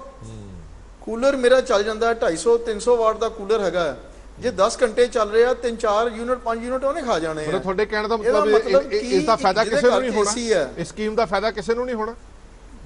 ਨਹੀਂ, ਮੈਂ ਤਾਂ ਦੱਸ ਰਿਹਾ ਜੀ, ਮੈਂ ਤੇ ਕੈਲਕੂਲੇਟ ਕਰਕੇ ਦੱਸਿਆ। ਬਾਕੀ ਟੈਕਨੋਕ੍ਰੈਟ ਨੂੰ ਪੁੱਛੋ ਕਿ ਜਿਹਦੇ ਘਰ ਏਸੀ ਲੱਗਿਆ ਇਹ ਤੋਂ ਬਾਹਰ ਹੋ ਗਿਆ, ਜਿਹਦੇ ਘਰ 2-3 ਕੂਲਰ ਲੱਗੇ ਨੇ ਇਹ ਤੋਂ ਬਾਹਰ ਹੋ ਗਿਆ। ਇਹਦਾ ਚਾਵਲਾ ਸਾਹਿਬ ਏਸੀ ਵਾਲੇ ਨੂੰ ਦੇਣੀ ਵੀ ਕਿਉਂ ਹੈ ਮੁਫਤ ਬਿਜਲੀ? ਜੇ ਕੋਈ ਬੰਦਾ ਏਸੀ ਅਫੋਰਡ ਕਰ ਸਕਦਾ ਹੈ ਤੇ ਉਹਨੂੰ ਮੁਫਤ ਦੇਣੀ ਵੀ ਕਿਉਂ ਹੈ? ਨਹੀਂ, ਚਾਵਲਾ ਸਾਹਿਬ ਦੀ ਜੋ ਸਟੇਟਮੈਂਟ ਹੈ ਉਹ ਆਪਣੇ ਆਪ 'ਚ ਤਾਂ ਠੀਕ ਹੈ, ਪਰ ਮੈਂ ਤੇ ਲੌਜੀਕ ਇੱਕ ਮਿੰਟ ਮੈਂ ਪੂਰੀ ਕਰ ਲਾਂ, ਮੈਂ ਬਾਜਵਾ ਜੀ ਪੂਰੀ ਕਰ ਲਾਂ ਸਰ ਕਿ ਦੱਸੋ ਇਹ ਕਿ ਇਹਦਾ ਮਤਲਬ ਹੋ ਗਿਆ ਕਿ 90% ਬੰਦਿਆਂ ਨੂੰ ਇਹਨਾਂ ਨੇ ਲਾਈਨ ਤੋਂ ਪਹਿਲਾਂ ਹੀ ਬਾਹਰ ਕਰ ਦਿੱਤਾ, ਫਿਰ ਹਰ ਘਰ ਨੂੰ 300 ਯੂਨਿਟ ਬਿਜਲੀ ਨਹੀਂ। ਦੂਸਰੀ ਗੱਲ, ਮੈਂ ਸਹਿਮਤ ਹਾਂ ਟੈਕਨੋਕ੍ਰੈਟਸ ਨਾਲ ਕਿ ਦਿੱਲੀ ਦੇ ਵਿੱਚ 200 ਯੂਨਿਟ ਫ੍ਰੀ ਨੇ, ਉਸ ਤੋਂ ਬਾਅਦ ਤੁਸੀਂ ਪੈਸੇ ਲੈਣੇ ਆ ਜੀ। ਇੱਕ ਨਵਾਂ ਇਹਦਾ ਮਤਲਬ ਅਸੀਂ ਕੰਮ ਛੱਡ ਕੇ 300 ਯੂਨਿਟ ਮੀਟਰ ਦੇ ਦੇਖਾਂਗੇ ਕਿ ਮੇਰੇ ਪੂਰੇ ਹੋ ਗਏ ਨੇ, ਉਦੋਂ ਮੈਂ ਆਪਣੀ ਲੋਡ ਮੁਤਾਬਕ ਬਿਜਲੀ ਲਵਾਂਗਾ ਜ਼ਰੂਰ, ਉਸ ਸਕੀਮ ਚੋਂ ਬਾਹਰ ਹੋ ਜਾਵਾਂਗਾ। ਇਹਦਾ ਮਤਲਬ ਇਹ ਤੇ ਹੋਈ ਦੁਕਾਨ ਤੇ ਸੇਲ ਲੱਗੀ ਹੈ, ਸੇਲ 90%, ਛੋਟਾ ਜਿਹਾ ਲਿਖਿਆ ਹੈ ਕੰਡੀਸ਼ਨਸ ਅਪਲਾਈ। ਇਹ ਕੰਡੀਸ਼ਨ ਨਾ ਕਰੋ, ਜਿਗਰਾ ਦਿਖਾਓ, 300 ਯੂਨਿਟ ਫ੍ਰੀ ਦਿਓ, ਪਹਿਲੀ ਗੱਲ। ਦੂਸਰੀ ਗੱਲ, ਸਰਕਾਰ ਨੇ ਜਿਹੜਾ ਬੈਕਲੌਗ ਦੇਣਾ ਪੂਰਾ ਕਰਕੇ ਦਿਓ, ਪਹਿਲੇ ਜਿਹੜੇ ਬਿਜਲੀ ਬੋਰਡ ਨੂੰ ਡਿਵੈਲਪ ਕਰਨ ਦਿਓ। ਭਾਰਤ ਸਰਕਾਰ ਦੀ ਸਕੀਮ ਚੋਂ ਪੈਸਾ ਲੈ ਕੇ ਆਓ। ਇਹ ਫ੍ਰੀ ਬੀਜ ਦਾ ਮਤਲਬ ਇਹ ਹੋ ਗਿਆ ਕਿ ਤੁਸੀਂ ਇਲੈਕਸ਼ਨ ਦੇ ਉੱਪਰ ਵਾਅਦਾ ਕਰਤਾ, ਔਰ ਵਾਅਦੇ ਨੂੰ ਲੈਣ ਵਾਸਤੇ ਲੰਗੜੇ ਨੂੰ ਕਿਹਾ ਜਾ ਰਿਹਾ ਹੈ ਕਿ ਪਹਿਲੇ ਹਿਮਾਲਿਆ ਪਹਾੜ ਚੜ੍ਹ ਕੇ ਪੈਦਲ ਵਾਪਸ ਆ ਜਾ, ਉਸ ਤੋਂ ਬਾਅਦ ਤੈਨੂੰ ਇਨਾਮ ਦੇਵਾਂਗੇ। ਨਾ 9 ਮਨ ਤੇਲ ਹੋਗਾ, ਨਾ ਰਾਧਾ ਨੱਚੇਗੀ। ਇਹ 5-7-10% ਨੂੰ ਬਿਜਲੀ ਫ੍ਰੀ ਮਿਲਣੀ ਹੈ। ਕਿਰਪਾ ਕਰਕੇ ਸਾਨੂੰ ਫ੍ਰੀ ਨਹੀਂ, ਕਿਸਾਨ ਵੀ ਮਨਾ ਕਰ ਰਹੇ ਨੇ, ਫ੍ਰੀ ਨਹੀਂ, ਕੁਆਲਿਟੀ ਬਿਜਲੀ 24 ਘੰਟੇ ਨਿਰੰਤਰ ਦਿਓ, ਤਾਂ ਫਾਇਦਾ ਨਹੀਂ ਤੇ ਫਿਰ ਇਲੈਕਸ਼ਨ ਸਟੰਟ ਹੈ ਜੀ। ਇਹ ਮੈਂ ਸਸਤੀਆਂ ਦਰਾਂ ਤੇ ਦਿਓ। ਬਿਲਕੁਲ ਠੀਕ ਹੈ। ਮੈਂ ਇੱਕ ਮਿੰਟ ਬਾਜਵਾ ਸਾਹਿਬ ਤੁਹਾਡੇ ਕੋਲ ਵੀ ਆਣਾ, ਇੱਕ ਮਿੰਟ ਵੈਦ ਸਾਹਿਬ ਤੋਂ ਇੱਕ ਫਟਾਫਟ ਰਿਐਕਸ਼ਨ ਲੈ ਲਾ। ਡਾਕਟਰ ਏਸੀ ਵੈਦ ਸਾਹਿਬ, ਮੈਂ ਇਸ ਗੱਲ ਤੇ ਤੁਹਾਨੂੰ ਨਹੀਂ ਪਾਵਾਂਗਾ ਕਿ 300 ਯੂਨਿਟ ਦੇਣੇ ਚਾਹੀਦੇ ਸੀ, ਨਹੀਂ ਦੇਣੇ ਚਾਹੀਦੇ ਸੀ, 300 ਯੂਨਿਟ ਕਾਫੀ ਨੇ ਨਾ ਕਾਫੀ ਨੇ। ਮੈਂ ਸਿਰਫ ਮੋਟਾ ਹਿਸਾਬ ਤੁਹਾਡੇ ਤੋਂ ਸਮਝਣਾ ਚਾਹਨਾ ਕਿ ਪੰਜਾਬ ਦੇ ਮਾਲੀਏ ਦੀ ਹਾਲਾਤ, ਖਜ਼ਾਨੇ ਦੇ ਹਾਲਾਤ ਅਜਿਹੇ ਹੈਗੇ ਨੇ ਕਿ ਅਸੀਂ 300 ਯੂਨਿਟ ਮੁਫਤ ਦੇ ਸਕੀਏ? ਔਰ ਦੂਜੀ ਗੱਲ, ਕਿ 300 ਯੂਨਿਟ ਦੇਣ ਤੋਂ ਬਾਅਦ ਸਰਕਾਰ ਇਸ ਗੱਲ ਦੀ ਗਾਰੰਟੀ ਲਏਗੀ ਕਿ ਅਸੀਂ ਕੋਈ ਕਰਜ਼ਾ, ਕੋਈ ਲੋਨ ਨਹੀਂ ਲਵਾਂਗੇ ਆਪਣਾ ਕੋਈ ਵੀ ਵਾਅਦਾ ਪੂਰਾ ਕਰਨ ਦੇ ਲਈ? ਨਹੀਂ, ਇਹ ਤਾਂ ਹਰਪ੍ਰੀਤ ਜੀ, ਇਹ ਤਾਂ ਪੋਸੀਬਲ ਨਹੀਂ ਹੈਗਾ, ਕਿਉਂਕਿ ਪੰਜਾਬ ਦੇ ਉੱਪਰ 2.5 ਲੱਖ ਕਰੋੜ ਦਾ ਤਾਂ ਕਰਜ਼ਾ ਹੈਗਾ। ਉਹਦੇ ਤੇ ਇੰਟਰਸਟ ਹੁਣ ਤੁਸੀਂ ਜੇ 8-9% ਵੀ ਲਾ ਲਓ, ਇਹਦੇ ਇੰਸਟਾਲਮੈਂਟ ਹਰ ਸਾਲ ਦੇਣੀ ਹੈ ਜੀ। ਆ ਜਿਹੜਾ ਬੜਾ ਵਧੀਆ ਤੁਸੀਂ ਡਿਸਕਸ਼ਨ ਕੀਤੀ ਹੈ, ਇਹਦੇ ਵਿੱਚ ਆਲਰੇਡੀ ਤੁਸੀਂ ਬਿਜਲੀ ਫ੍ਰੀ ਦੇ ਰਹੇ ਸੀ ਕਿੰਨੇ ਸੈਕਸ਼ਨਸ ਨੂੰ, ਔਰ ਜੇ ਤੁਸੀਂ 300 ਵਾਕਿਆ ਦੀ ਕੈਲਕੂਲੇਸ਼ਨ ਇਦਾਂ ਕਰਨੀ ਸੀ, ਨਾ ਦਿੰਦੇ ਚੰਗਾ ਸੀ। ਹੁਣ ਵੀ ਕਿਸੇ ਨੂੰ ਕੋਈ ਬੈਨੀਫਿਟ ਦਾ ਨਹੀਂ ਹੋਣ ਵਾਲਾ। ਤੁਸੀਂ ਐਗਰੀਕਲਚਰ ਨੂੰ ਭਾਵੇਂ ਸਬਸਿਡੀ ਕਢਾ ਦਿਓ, ਇੰਡਸਟਰੀ 'ਚ ਭਾਵੇਂ ਸਬਸਿਡੀ ਕਢਾ ਦਿਓ, ਉਹਨਾਂ ਨੂੰ 18 ਘੰਟੇ 20 ਘੰਟੇ ਉਹਨਾਂ ਨੂੰ ਲਗਾਤਾਰ ਬਿਜਲੀ ਦਿਓ, ਤਾਂ ਕਿ ਐਗਰੀਕਲਚਰ ਦਾ ਪ੍ਰੋਡਕਸ਼ਨ, ਇੰਡਸਟਰੀ ਦਾ ਪ੍ਰੋਡਕਸ਼ਨ ਔਰ ਦੂਸਰੀ ਟਰਸ਼ਰੀ ਸੈਕਟਰ ਦੇ ਵਿੱਚ ਪ੍ਰੋਡਕਸ਼ਨ ਦੀ ਕਮੀ ਨਾ ਆਵੇ। ਇਹ ਗਿਮਿਕਰੀਜ਼ ਨੇ, ਇਹ ਜਿਹੜੀਆਂ ਸਰਕਾਰਾਂ ਖੇਲ ਰਹੀਆਂ ਨਾ, ਇਹ ਡਰਾਮੇਬਾਜ਼ੀਆਂ ਨੇ। ਇਸ ਡਰਾਮੇਬਾਜ਼ੀ 'ਚ ਕੁਝ ਨਹੀਂ ਨਿਕਲਦਾ, ਨਾ ਇਹਨਾਂ ਕੋਲੋਂ ਮੈਨੇਜ ਹੋਣਾ, ਕਿਉਂਕਿ ਆਲਰੇਡੀ ਪੰਜਾਬ ਦੀ ਫਾਈਨੈਂਸ਼ੀਅਲ ਪੋਜੀਸ਼ਨ ਕੋਈ ਬਹੁਤ ਵਧੀਆ ਨਹੀਂ ਹੈਗੀ ਜੀ, ਔਰ ਸਾਡੀ ਸੈਂਟਰ ਦੇ ਵਿੱਚੋਂ ਵੀ ਸਾਨੂੰ ਕੋਈ ਹੈਲਪ ਬਲਕ ਵਿੱਚ ਨਹੀਂ ਮਿਲਦੀ। ਅੱਜ ਜਿੰਨਾ ਬਜਟ ਅਸੀਂ ਦਿੱਤਾ ਸਰਕਾਰ ਨੇ ਆਲਰੇਡੀ, ਅਗਰ ਤੁਸੀਂ ਹਰਪ੍ਰੀਤ ਜੀ ਧਿਆਨ ਨਾਲ ਦੇਖਿਆ ਹੋਵੇ, ਜੀ ਜੀ, ਜਿੰਨੀਆਂ ਸੈਂਟਰਲ ਗਵਰਨਮੈਂਟ ਦੀਆਂ ਪਾਲਿਸੀਜ਼ ਨੇ, ਜਿਹੜਾ ਪੈਸਾ ਹਰ ਸਾਲ ਪਿਛਲੇ 10 12 15 20 ਸਾਲ ਤੋਂ ਆ ਰਿਹਾ, ਉਹ ਇਹ ਬਜਟ ਵਿੱਚ ਵੀ ਆਪਣਾ ਸ਼ੋਅ ਕਰਦੇ ਆ। ਇਹ ਨਹੀਂ ਕਿ ਸਿਰਫ ਇਹਨਾਂ ਨੇ ਕੀਤਾ, ਪੁਰਾਣੀਆਂ ਸਰਕਾਰਾਂ ਵੀ ਸ਼ੋਅ ਕਰਦੀਆਂ ਬਈ ਉਹ ਪੈਸਾ ਤਾਂ ਇੱਕ ਸੈਂਟਰਲ ਗਵਰਨਮੈਂਟ ਦੇ ਰਹੀ ਹੈ for the upliftment of the people of different states. ਉਹਦੇ ਵਿੱਚ ਸਟੇਟ ਗਵਰਨਮੈਂਟ ਦੀ ਕੀ ਕੰਟਰੀਬਿਊਸ਼ਨ ਹੈ, ਲੇਕਿਨ ਉਹਨੂੰ ਵੀ ਬਜਟ ਦਾ ਪਾਰਟ ਬਣਾਇਆ ਜਾਂਦਾ ਹੈ, ਜਿਹੜੀ ਕਿ ਇੱਕ ਮੌਕਰੀ ਹੈ, ਜਿਹੜੀ ਕਿ ਇੱਕ ਮਤਲਬ ਬਿਲਕੁਲ ਬੇਹੂਦਾ ਕੈਲਕੂਲੇਸ਼ਨ ਹੈ। ਅੱਛਾ ਡਾਕਟਰ ਸਾਹਿਬ ਇੱਕ ਗੱਲ ਮੈਂ ਤੁਹਾਡੇ ਤੋਂ ਸਮਝਣਾ ਚਾਹਨਾ ਕਿ ਅਜਿਹਾ ਨਹੀਂ ਹੋਣਾ ਚਾਹੀਦਾ ਕਿ ਕੋਈ ਵੀ ਪਾਰਟੀ ਕਿਸੇ ਵੀ ਤਰ੍ਹਾਂ ਦਾ ਕੋਈ ਵਾਅਦਾ ਕਰਦੀ ਹੈ ਇਲੈਕਸ਼ਨ ਤੋਂ ਪਹਿਲਾਂ, ਤੇ ਜੇ ਉਹ ਸੱਤਾ ਦੇ ਵਿੱਚ ਆ ਜਾਂਦੀ ਹੈ ਤਾਂ ਕਰਜ਼ੇ ਲੈ ਕੇ ਆਪਣੇ ਵਾਅਦੇ ਪੂਰੇ ਕਰੇਗੀ। ਇਹ ਕਿੱਥੋਂ ਦਾ ਇਨਸਾਫ ਹੈਗਾ ਕਿ ਤੁਸੀਂ ਕਰਜ਼ਾ ਲੈ ਕੇ ਆਪਣਾ ਵਾਅਦਾ ਪੂਰਾ ਕਰੋ? ਵਾਅਦਾ ਤਾਂ ਤੁਸੀਂ ਕੀਤਾ, ਲੋਕਾਂ ਦੇ ਨਾਲ ਕੀਤਾ, ਜਾਂ ਤਾਂ ਹੋਵੇ ਕਿ ਤੁਸੀਂ ਮਾਲੀਆ ਕਮਾਇਆ, ਸਟੇਟ ਦੇ ਵਿੱਚ ਆਏ, ਤੁਸੀਂ ਅਜਿਹੀਆਂ ਸਕੀਮਾਂ ਲੈ ਕੇ ਆਏ ਜਿਹਦੇ ਨਾਲ ਸਟੇਟ ਦਾ ਮਾਲੀਆ ਵਧਿਆ, ਅਜਿਹੀਆਂ ਸਕੀਮਾਂ ਲੈ ਕੇ ਆਏ ਜਿੱਥੇ ਤੁਸੀਂ ਚੋਰੀਆਂ ਬਚਾਈਆਂ, ਤਾਂ ਤੁਸੀਂ ਜਿੰਨਾ ਮਰਜ਼ੀ ਵੰਡੋ, ਕੋਈ ਦਿੱਕਤ ਨਹੀਂ ਹੈ। ਪਰ ਜਦੋਂ ਤੁਸੀਂ ਕਰਜ਼ਾ ਲੈ ਕੇ ਆਪਣੇ ਵਾਅਦੇ ਪੂਰੇ ਕਰਨੇ ਨੇ, ਮੈਂ ਤੁਹਾਡੀ ਗੱਲ ਤੇ 100% ਐਗਰੀ ਕਰਦਾ। ਨਹੀਂ ਵਾਅਦੇ ਪੂਰੇ ਕਰਨ ਦਾ ਤਰੀਕਾ ਹੈਗਾ ਜੀ। ਇਹਨਾਂ ਸਾਰਿਆਂ ਨੂੰ ਕਹੋ ਕਿ ਤੁਹਾਡੀ ਕੋਈ ਤੁਹਾਨੂੰ ਭੱਤਾ ਨਹੀਂ ਮਿਲਣਾ, ਕੋਈ ਤੁਹਾਨੂੰ ਬੈਨੀਫਿਟ ਨਹੀਂ ਮਿਲਣੀ ਆ, ਕੋਈ ਤੁਹਾਡੀਆਂ ਟਰੈਵਲਿੰਗ ਨਹੀਂ ਹੋਣਗੀਆਂ। 2 ਸਾਲ ਵਾਸਤੇ ਆਪਣੇ ਪੱਲਿਓਂ ਕਰੋ ਪੈਸਾ ਸਾਰੇ MLAs ਕੋਲ, ਮਿਨਿਸਟਰਸ ਕੋਲ ਬਹੁਤ ਹੈ ਕਿ ਵੀ ਤੁਸੀਂ 2 ਸਾਲ ਆਪਣੇ ਆਪ ਨੂੰ ਮੈਨੇਜ ਕਰੋ, ਔਰ ਜਦੋਂ ਪੰਜਾਬ ਦੀ ਸਿਚੁਏਸ਼ਨ ਨਾਰਮਲ ਹੋ ਜੂਗੀ ਜੀ, ਫਿਰ ਤੁਹਾਨੂੰ ਵੀ ਦੇ ਦੇਵਾਂਗੇ। ਜੇ ਵੱਧ ਜਾਏਗਾ ਤੁਹਾਨੂੰ ਹੋਰ ਵੱਧ ਦੇ ਦੇਵਾਂਗੇ। ਹੁਣ ਹੋ ਕੀ ਰਿਹਾ ਕਿ ਸਾਰੇ ਇਹ ਆਪਣੀਆਂ ਤਨਖਾਹਾਂ, ਆਪਣੇ ਭੱਤੇ ਆਪਣੇ ਆਪ ਹੀ ਫਿਕਸ ਕਰ ਲੈਂਦੇ ਆ, ਕੋਈ ਕਮਿਸ਼ਨ ਨਹੀਂ, ਚਾਹੇ ਉਹ ਸੈਂਟਰ ਹੈ ਚਾਹੇ ਉਹ ਸਟੇਟਾਂ ਗਵਰਨਮੈਂਟ ਨੇ। ਉਹਦੇ ਵਿੱਚ ਕਿਹਨੂੰ ਪੈ ਰਿਹਾ? ਤੁਹਾਡੇ ਮੇਰੇ ਨੂੰ ਤੁਹਾਨੂੰ ਮੈਨੂੰ ਜਿਹੜੇ ਵਿਚਾਰਿਆਂ ਨੂੰ ਟੈਕਸ ਪੇ ਕਰਨੀ ਪੈਂਦੀ ਹੈ। ਆ ਦੇਖੋ ਮੈਂ ਬੜਾ ਹੈਰਾਨ ਹੋ ਰਿਹਾ ਸੀ ਈਵਨ ਯੂਟੀ ਦੇ ਵੀ ਬਈ ਤੁਸੀਂ GST ਵਾਸਤੇ 2 ਦਿਨ ਮੀਟਿੰਗ ਕੀਤੀ ਹੈ। ਯੂਟੀ ਦੇ ਵਿੱਚ ਦੱਸੋ GST ਹੁਣ ਲਾਗੂ ਹੋਣੀ ਚਾਹੀਦੀ ਜਿੱਦਾਂ ਦਿੱਲੀ ਹੈ। ਜਿੰਨੀਆਂ ਵੀ ਸੈਂਟਰਲੀ ਗਵਰਨਮੈਂਟ ਨੇ ਸਟੇਟਸ ਨੇ ਜਾਂ ਯੂਨੀਅਨ ਟੈਰੀਟਰੀਜ਼ ਨੇ ਜੀ ਉੱਥੇ ਤਾਂ ਲਾਗੂ ਹੋਣੀ ਚਾਹੀਦੀ ਹੈ GST ਨਹੀਂ, ਕਿਉਂਕਿ ਸਭ ਨੇ ਪਲੈਨਿੰਗ ਕੀਤੀ ਦੀ ਹੈ ਕਿ ਪਬਲਿਕ ਨੂੰ ਕਿੱਦਾਂ ਫਲੀਸ ਕਰਨਾ, ਕਿੱਦਾਂ ਇਹਨਾਂ ਨੂੰ ਲੁੱਟਣਾ, ਕਿੱਦਾਂ ਇਹਨਾਂ ਨੂੰ ਭੁੱਖਿਆ ਮਾਰਨਾ ਹੈ, ਠੀਕ ਹੈ, ਕਿਸ ਤਰ੍ਹਾਂ ਇਹਨਾਂ ਨੂੰ ਰਵਾਉਣਾ ਹੈ। ਇਹੀ ਸਟੇਟਾਂ ਹਿਸਾਬ ਹੈ। ਆ ਹੁਣ जी जी बिल्कुल ठीक है। मैं एक मिनट वापस आना थोड़ी कोई- मैं बाजवा कोई साहब कीमत तो कोई बाजवा साहब तो एक प्यार रिएक्शन नहीं बाजवा है। साहब ਜਿਹੜੀ ਗੱਲ ਜਿਹੜਾ ਖਦਸ਼ਾ DS ਚਾਵਲਾ ਸਾਹਿਬ ਨੇ ਪ੍ਰਗਟ ਕੀਤਾ ਹੈ ਕਿ ਇਸ ਸਕੀਮ ਦਾ ਕੋਈ ਬਹੁਤਾ ਲਾਭ ਹੋਣ ਵਾਲਾ ਨਹੀਂ ਹੈ, ਕਿਉਂਕਿ ਜਿੰਨੇ ਯੂਨਿਟ ਇਹਨਾਂ ਨੇ ਮੁਫਤ ਦਿੱਤੇ ਨੇ ਉਹਨਾਂ ਯੂਨਿਟਸ ਦੇ ਵਿੱਚ ਜ਼ਿਆਦਾ ਕੋਈ ਗੁਜ਼ਾਰਾ ਹੋਣ ਵਾਲਾ ਨਹੀਂ ਹੈ। ਮੈਂ ਚਾਵਲਾ ਸਾਹਿਬ ਦੇ ਜਵਾਬ ਦੇਣ ਤੋਂ ਪਹਿਲਾਂ ਨਾ ਵੈਦ ਸਾਹਿਬ ਦੀ ਗੱਲ ਤੋਂ ਕੰਟੀਨਿਊ ਕਰਦਾ ਜੀ ਜੀ ਭਈ ਇਹਨਾਂ ਨੇ ਜਦੋਂ ਇਹ ਸਰਕਾਰ ਨੇ ਕੀਤਾ ਕਿ ਅਸੀਂ ਜਿਹੜੇ ਨੇ MLAs ਦੇ ਮਿਨਿਸਟਰਸ ਦੇ ਪੱਤੇ ਤਨਖਾਹਾਂ ਨੂੰ ਰੈਗੂਲੇਟ ਕਰਾਂਗੇ ਤਾਂ ਇਹਨਾਂ ਨੇ ਕਿਸੇ ਐਕਸਪਰਟ ਦੀ ਓਪੀਨੀਅਨ ਕਿਉਂ ਨਹੀਂ ਲਈ? ਕਿਉਂਕਿ ਸਾਰੀਆਂ ਸਰਵਿਸਿਜ਼ ਦੇ ਵਿੱਚ ਪਹਿਲਾਂ 33 ਸਾਲ ਦੀ ਸਰਵਿਸ ਦੇ ਬਾਅਦ ਪੈਨਸ਼ਨ ਮਿਲਦੀ ਸੀ, ਫਿਰ ਉਹ 25 ਸਾਲ ਹੋਈ। ਸੋ ਇਹ ਕਿੱਥੋਂ ਦਾ ਲੌਜਿਕ ਹੈ ਕਿ 5 ਸਾਲ ਬਾਅਦ ਤੁਸੀਂ 55 ਸਾਲ ਜਾਂ 60 ਸਾਲ ਜਾਂ 70 ਸਾਲ ਪੈਨਸ਼ਨ ਲਈ ਜਾਓਗੇ? ਕਿਉਂਕਿ ਸਰਵਿਸਿਜ਼ ਦੇ ਵਿੱਚ ਤੁਹਾਨੂੰ ਸਾਰੀ ਜ਼ਿੰਦਗੀ ਲਾਣੀ ਪੈਂਦੀ ਸੀ, ਫਿਰ ਤੁਹਾਨੂੰ ਪੈਨਸ਼ਨ। ਜੇ ਤੁਸੀਂ ਵਾਕਈ ਇਸ ਗੱਲ ਲਈ ਸੰਜੀਦਾ ਹੋ ਕਿ ਤੁਸੀਂ ਇਹਨਾਂ ਦੇ ਪੱਤੇ MLA ਦੇ ਮਿਨਿਸਟਰਾਂ ਦੇ ਘਟਾਣੇ ਨੇ, ਕਿਉਂਕਿ ਆਮ ਆਦਮੀ ਪਾਰਟੀ ਦੇ ਤਾਂ 92 MLA ਫਸਟ ਟਾਈਮ MLA ਨੇ, ਉਹਨਾਂ ਨੂੰ ਕੋਈ ਫਰਕ ਨਾ ਪਿਆ। ਇਹਦਾ ਮਤਲਬ ਕਿ ਇੱਥੇ ਵੀ ਬਿਲਕੁਲ ਡਿਸਕ੍ਰਿਮੀਨੇਸ਼ਨ ਕੀਤੀ ਹੈ।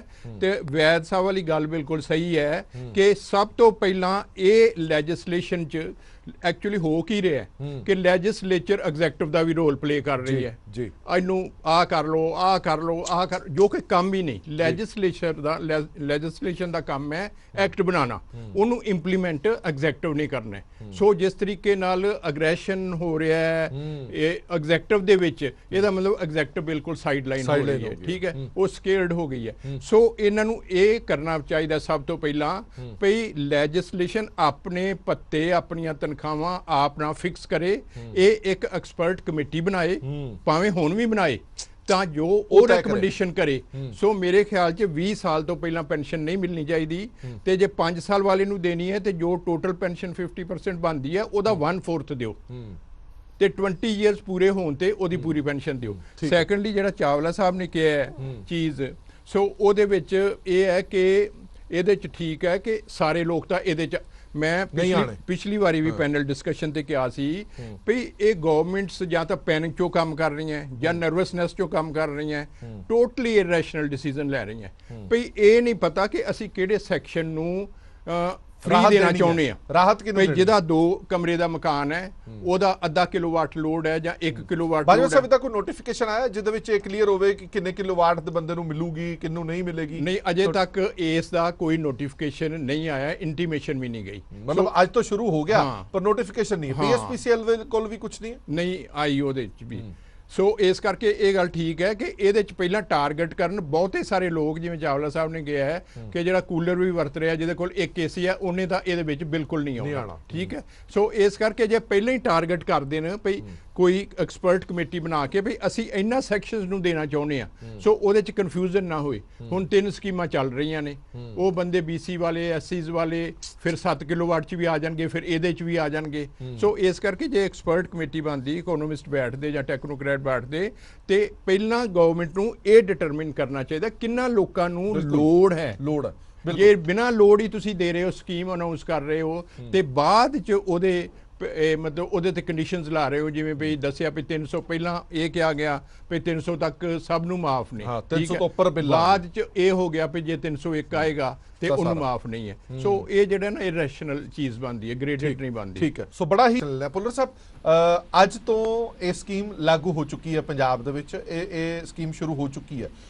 ਪੀਐਸਪੀਸੀਐਲ ਦੇ ਨਾਲ ਵੀ ਸੰਪਰਕ ਕਰਨ ਦੀ ਕੋਸ਼ਿਸ਼ ਕੀਤੀ ਗਈ ਹੈ ਤਾਂ ਸੂਤਰਾਂ ਦੇ ਮੁਤਾਬਕ, ਕਲੀਅਰ ਤਾਂ ਉਹਨਾਂ ਨੇ ਨਹੀਂ ਕਿਹਾ, ਪਰ ਸੂਤਰਾਂ ਦੇ ਮੁਤਾਬਕ ਉਹਨਾਂ ਨੇ ਇਹ ਗੱਲ ਜ਼ਰੂਰ ਕਹੀ ਹੈ ਕਿ ਹਾਲੇ ਤੱਕ ਸਾਨੂੰ ਇਸ ਬਾਰੇ ਕੋਈ ਜਾਣਕਾਰੀ ਨਹੀਂ ਹੈ, ਕੋਈ ਨੋਟੀਫਿਕੇਸ਼ਨ ਨਹੀਂ ਹੈ, ਨਾ ਹੀ ਸਾਨੂੰ ਇਹ ਡਿਟੇਲ ਤੱਕ ਪਤਾ ਹੈ ਕਿ 1 ਕਿਲੋਵਾਟ ਦੇ ਵਾਲੇ ਨੂੰ ਫ੍ਰੀ ਹੈ, 5 ਵਾਲੇ ਨੂੰ ਫ੍ਰੀ ਹੈ, 10 ਵਾਲੇ ਨੂੰ ਫ੍ਰੀ ਹੈ। ਇੱਥੇ ਥੋੜਾ ਜਿਹਾ ਚਾਨਣਾ ਪਾਉਂਗੇ ਜੇ ਤੁਹਾਡੀ ਨੌਲੇਜ ਦੇ ਵਿੱਚ ਕੋਈ ਜਾਣਕਾਰੀ ਹੈਗੀ ਕਿ ਸਰਕਾਰ ਨੇ ਜਿਹੜੀ ਸਕੀਮ ਬਣਾਈ ਹੈ ਇਹਦਾ ਕੋਈ ਵਰਗੀਕਰਨ ਕੀਤਾ ਜਾਂ ਇਹ ਸਾਰਿਆਂ ਨੂੰ ਹੀ 300 ਯੂਨਿਟ ਫ੍ਰੀ ਰੱਖੇ ਨੇ? ਸਰ ਬਿਲਕੁਲ ਹਾਲੇ ਤੱਕ ਕੋਈ ਵੀ ਨੋਟੀਫਿਕੇਸ਼ਨ ਨਹੀਂ ਹੋਈ, ਸਿਰਫ ਐਲਾਨ ਹੋਇਆ ਹੈਗਾ ਜੀ। ਕਿਸੇ ਨੂੰ ਹਾਲੇ ਨਹੀਂ ਪਤਾ ਕਿ ਕਿੰਨੇ 1 ਕਿਲੋਵਾਟ ਵਾਲੇ ਨੂੰ ਹੋਊ ਜਾਂ 2 ਕਿਲੋਵਾਟ ਵਾਲੇ ਨੂੰ ਕਿਹਨੂੰ ਹੋਣਾ, ਕਿੱਦਾਂ ਦੀ ਇਹਦੀ ਕ੍ਰਾਈਟੇਰੀਆ ਹੋਣਾਗਾ, ਬਿਲਕੁਲ ਨਹੀਂ ਪਤਾ ਹੈਗਾ ਹਾਲੇ ਤੱਕ। ਈਵਨ ਜਿੱਥੋਂ ਤੱਕ ਮੈਨੂੰ ਸੋਰਸ ਨੇ ਮੇਰੇ ਤੇ ਪੀਐਸਪੀਸੀਐਲ ਦੇ ਵਿੱਚ ਵੀ ਹਾਲੇ ਕਿਸੇ ਨੂੰ ਨਹੀਂ ਪਤਾ ਹੈਗਾ, ਜਿੱਥੋਂ ਤੱਕ ਇਹ ਸਵਾਲ ਆ। ਤੇ ਦੂਸਰਾ ਇੱਕ ਮੈਂ ਤੁਹਾਡੇ ਆਪਣੇ ਕਹਿ ਰਹੇ ਸੀਗੇ ਸਾਹਿਬ ਕਿ ਉਹ 1 ਕਿਲੋਵਾਟ ਜੀ 1 ਘੰਟਾ ਚੱਲਦਾ ਹੈ ਨਾ, ਤੇ ਉਹ ਏਦਾਂ ਮਤਲਬ ਇਹ ਥਿਉਰੀ ਆ ਜੀ, ਮਤਲਬ ਠੀਕ ਹੈ। ਵੈਸੇ ਜਿਹੜੇ ਵੱਡੇ ਘਰ ਹੁੰਦੇ ਆ ਨਾ ਜੀ, ਉਹਨਾਂ ਦਾ 1 ਕਿਲੋਵਾਟ ਬਹੁਤ ਛੋਟਾ ਹੁੰਦਾ, ਜਿਹੜੇ ਛੋਟੇ ਘਰ ਹੁੰਦੇ ਆ ਉਹਨਾਂ ਦਾ 1 ਕਿਲੋਵਾਟ ਬਹੁਤ ਵੱਡਾ ਹੁੰਦਾ। ਮੇਰੇ ਕੋਲੇ ਹਰ ਇੱਕ ਅਪਲਾਇੰਸ 'ਚ ਲੱਗੀ ਆ ਜੀ, ਮੇਰੇ ਮਹੀਨੇ ਦੇ 248 ਯੂਨਿਟ ਆਏ ਨੇ ਜੀ ਮਹੀਨੇ ਦੇ। ਸਿਰਫ ਸਮਰ ਦੇ ਵਿੱਚ ਸਾਡੀ ਕੰਜੰਪਸ਼ਨ ਵੱਧਦੀ ਹੈਗੀ, ਔਰ ਤੁਸੀਂ ਹੈਰਾਨ ਹੋਵੋਗੇ ਕਿ ਸਾਡੇ 72 ਲੱਖ ਕੰਜ਼ਿਊਮਰ ਨੇ ਜੀ। 72 ਚੋਂ 62 ਲੱਖ ਜਿਹੜੇ ਕੰਜ਼ਿਊਮਰ ਨੇ ਉਹਨਾਂ ਦੀ ਖਪਤ 250 ਯੂਨਿਟ ਤੋਂ ਥੱਲੇ ਆ ਜੀ। ਸੋ ਇਸ ਕਰਕੇ ਇਹਦਾ ਫਾਇਦਾ ਤਾਂ ਬਹੁਤ ਲੋਕਾਂ ਨੂੰ ਹੋਊਗਾ ਜੇ ਆਪਾਂ ਫਾਇਦੇ ਵਾਲੇ ਹਿਸਾਬ ਨਾਲ ਦੇਖ ਲਈਏ, ਪਰ ਇਹ ਗੱਲ ਹੈਗੀ ਆ ਕਿ ਸਾਰਿਆਂ ਨੇ ਫਿਰ ਜਦੋਂ ਮੁਫਤ ਹੋ ਗਈ ਤਾਂ ਸਾਰੇ ਕਹਿਣਗੇ ਕਿ 300 ਯੂਨਿਟ। ਅੱਛਾ ਪੁੱਲਰ ਸਾਹਿਬ ਇੱਕ ਸਵਾਲ, ਮੇਰੀ ਵੀ ਥੋੜੀ ਕਿਉਰਿਓਸਿਟੀ ਵੱਧ ਗਈ ਆ ਹੁਣ, ਥੋੜਾ ਜਿਹਾ ਦਰਸ਼ਕਾਂ ਦੀ ਵੀ ਕਿਉਰਿਓਸਿਟੀ ਜ਼ਰੂਰ ਹੋਏਗੀ। ਇਹ ਤੁਸੀਂ ਦੱਸੋਗੇ ਕਿ ਜਿਹੜੇ 300 ਯੂਨਿਟ ਨੇ, ਕਿ ਜਿਹਦੇ ਘਰ ਇੱਕ ਏਸੀ ਹੋਵੇ ਤਾਂ ਕੀ ਉਹ ਇਹਦੇ ਅਧੀਨ ਆਏਗਾ ਕਿ ਨਹੀਂ ਆਏਗਾ? 300 ਯੂਨਿਟ ਤੋਂ ਵੱਧ ਬਿੱਲ ਆਊਗਾ ਕਿ ਘੱਟ ਦੇ ਵਿੱਚ ਸਰ ਸਕਦਾ ਉਹਦਾ? ਉਹ ਡਿਪੈਂਡ ਕਰਦਾ ਜੀ। ਦੇਖੋ ਏਸੀ ਅਸੀਂ ਕਿੰਨਾ ਚਿਰ ਵਰਤਦੇ ਆ, ਜੇ ਅਸੀਂ ਏਸੀ ਨੂੰ 20 ਡਿਗਰੀ ਤੇ ਲਾ ਕੇ ਉੱਤੇ ਏਸੀ ਵਾਲੀ ਰਜਾਈ ਲੈ ਲੈਂਦੇ ਆ ਜੀ, ਫਿਰ ਤਾਂ ਉਹ ਬਿਲਕੁਲ ਨਹੀਂ ਹੋਣਾ ਹੈਗਾ। ਹੁਣ ਮੈਂ 28 ਡਿਗਰੀ ਤੇ ਏਸੀ ਮੈਨੂੰ ਬਹੁਤ ਵਧੀਆ ਕੰਮ ਕਰਦਾ ਜੀ, ਇਸ ਕਰਕੇ ਜੇ ਤਾਂ ਸੰਜਮ ਨਾਲ ਵਰਤਾਂਗੇ ਬਿਜਲੀ ਫਿਰ ਤਾਂ ਉਹ ਵੀ ਕਵਰ ਹੋ ਸਕਦੇ ਆ ਜੀ, ਇਹ ਜੀ ਕੋਈ ਗੱਲ ਨਹੀਂ ਹੈਗੀ।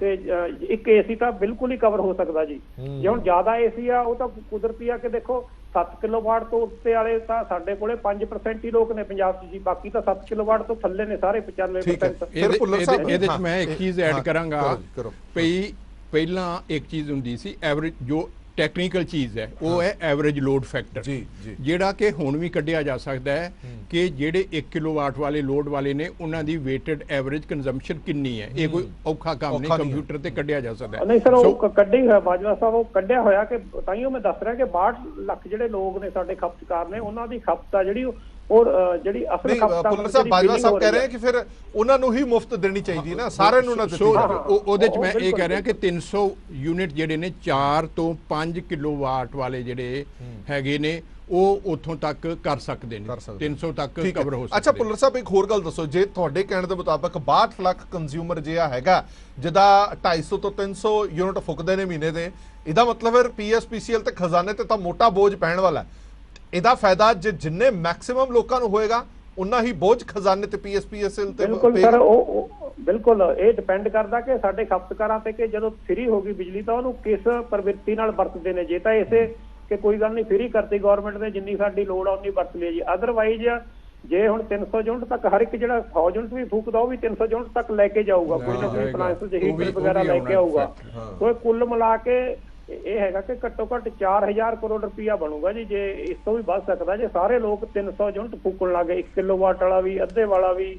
ਜੇ ਇਸ ਤਰ੍ਹਾਂ ਸਾਰਿਆਂ ਨੂੰ ਮਤਲਬ ਕਿ ਫ੍ਰੀ ਦਾ ਲਾਲਚ ਹੋ ਗਿਆ ਹੈ ਜੀ, ਫਿਰ ਮਤਲਬ ਕਿ ਬਹੁਤ ਵੱਡਾ ਬੋਝ ਹੋ ਜਾਊਗਾ। ਇੱਕ ਅੰਦਾਜ਼ੇ ਮੁਤਾਬਕ 4000 ਕਰੋੜ ਰੁਪਏ ਦਾ ਖਰਚਾ ਵੱਧ ਜਾਏਗਾ। ਬਿਲਕੁਲ ਵੱਧ ਸਕਦਾ ਜੀ, ਇਹ 4000 ਕਰੋੜ ਰੁਪਏ ਤੱਕ ਵੀ ਜਾ ਸਕਦਾ। ਠੀਕ ਹੈ ਪੁੱਲਰ ਸਾਹਿਬ, ਇੱਕ ਛੋਟਾ ਜਿਹਾ ਸਵਾਲ ਮੈਂ ਤੁਹਾਡੇ ਤੋਂ ਹੋਰ ਲੈਣਾ, ਫਿਰ ਮੈਂ ਅੱਗੇ ਵਧਦਾ।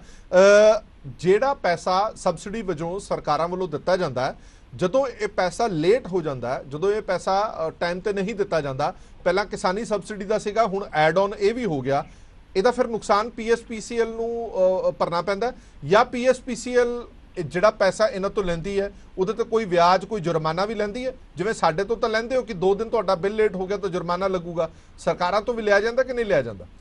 ਬਿਲਕੁਲ ਲਿਆ ਜਾਂਦਾ ਜੀ। ਜਿਵੇਂ ਪਿਛਲੀ ਜਿਹੜੀ 31/3/22 ਤੱਕ 8000 ਕਰੋੜ ਰੁਪਇਆ ਬਕਾਇਆ ਸੀ ਜੀ, ਉਹਦੀ ਕੈਰੀਇੰਗ ਕਾਸਟ ਆ ਜਿਹੜੀ ਉਹ 900 ਕਰੋੜ ਹੋ ਗਈ। ਮਤਲਬ ਇਸੇ ਤਰ੍ਹਾਂ ਸਰਕਾਰ ਨੂੰ ਅੱਡ ਵਿਆਜ ਚੁਕਾਉਣਾ ਪੈਂਦਾ ਜੀ ਮਹਿੰਗਾ, ਤੇ ਪੀਐਸਪੀਸੀਐਲ ਆਪਣੇ ਖਰਚੇ ਕਰਨ ਲਈ ਅੱਡ ਵਿਆਜ ਤੇ ਲੋਨ ਲੈਂਦਾ ਹੈਗਾ ਜੀ।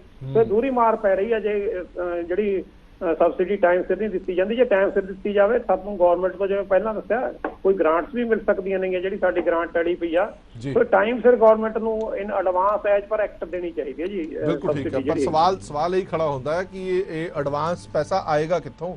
ਇੱਕ ਪਾਸੇ ਜੀਐਸ ਕੰਪਨਸੇਸ਼ਨ ਜਿਹੜਾ ਸੈਂਟਰ ਤੋਂ ਆਣਾ, ਜੇ ਹੁਣ ਉਹ ਵੀ ਰੁਕ ਗਿਆ ਤੇ ਫਿਰ ਤਾਂ ਦੋਹਰੀ ਮਾਰ ਹੈਗੀ ਹੈ।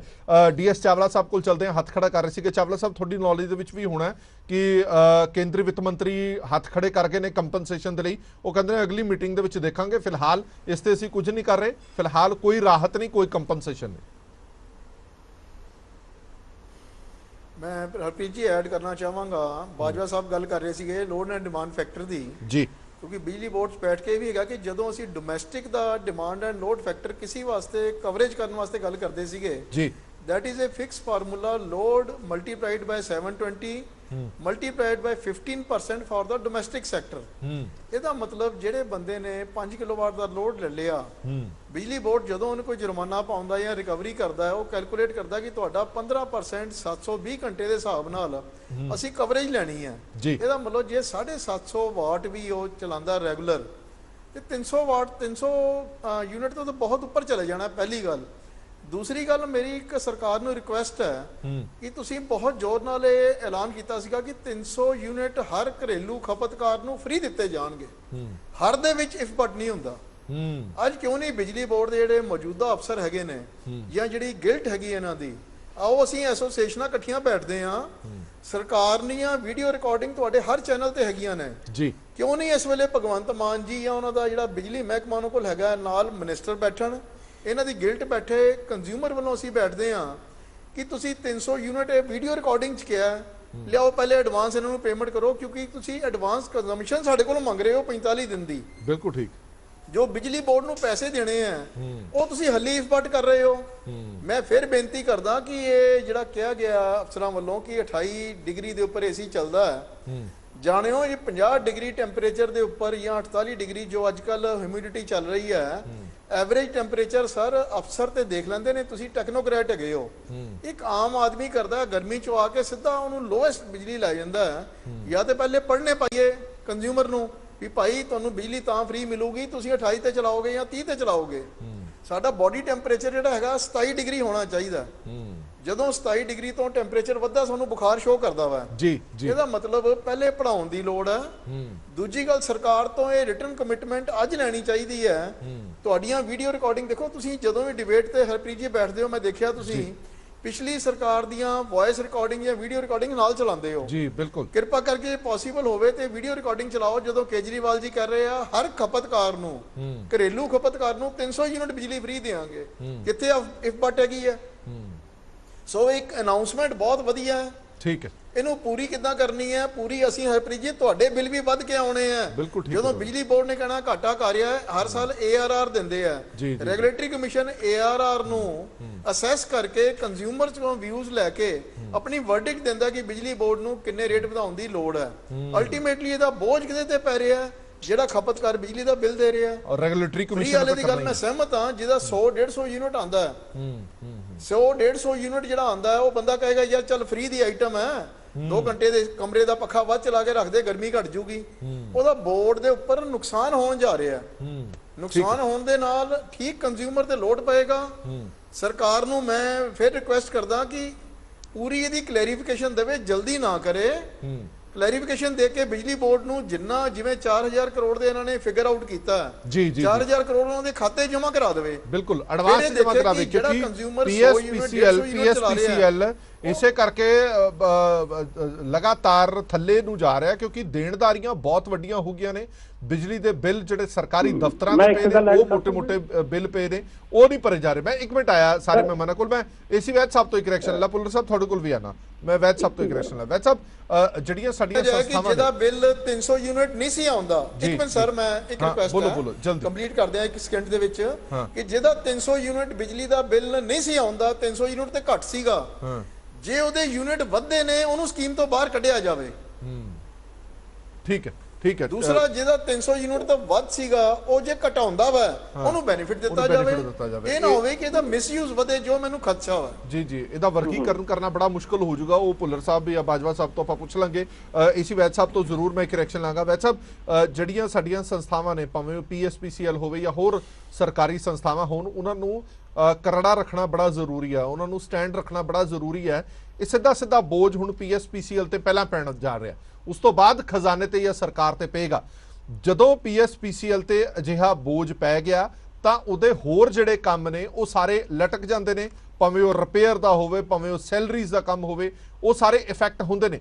ਤੁਹਾਨੂੰ ਲੱਗਦਾ ਹੈ ਕਿ ਸਾਰੇ ਗੈਸਟ ਡਿਮਾਂਡ ਕਰ ਰਹੇ ਨੇ ਕਿ ਜੇ ਤੁਸੀਂ ਸਬਸਿਡੀ ਦੇਣੀ ਹੈ ਤਾਂ ਐਡਵਾਂਸ 'ਚ ਦਿਓ, ਸਰਕਾਰ ਐਡਵਾਂਸ 'ਚ ਸਬਸਿਡੀ ਦੇਵੇ, ਉਸ ਤੋਂ ਬਾਅਦ PSPCL ਨੂੰ ਕਹੇ ਕਿ ਤੁਸੀਂ ਮੁਫਤ ਬਿਜਲੀ ਦਿਓ।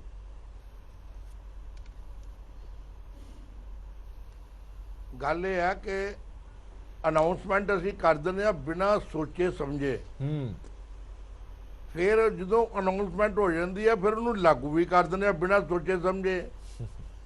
ਫਿਰ ਅਸੀਂ ਭਾਲਣਾ ਸ਼ੁਰੂ ਕਰਦੇ ਆ ਕਿ ਯਾਰ ਇਹਦੇ ਰਿਸੋਰਸਿਸ ਹੁਣ ਕਿੱਥੋਂ ਆਣਗੇ।